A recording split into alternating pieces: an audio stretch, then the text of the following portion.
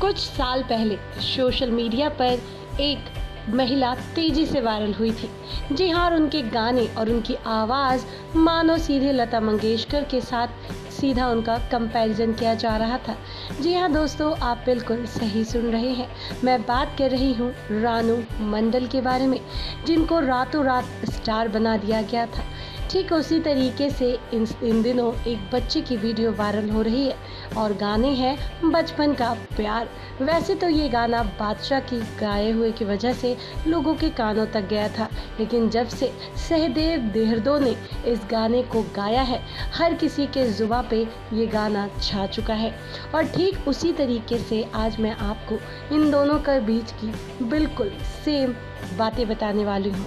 जैसे रातों रात रानू मंडल को स्टार बना दिया गया था इंटरनेट के ज़रिए, ठीक उसी तरीके से अब ये बच्चा भी तेज़ी से वायरल हो गया है। हर कोई इनके गाने को सुन रहा है और हर कोई इनके गाने को सुनकर उस पर मस्ती भरे वीडियो भी बना रहा है।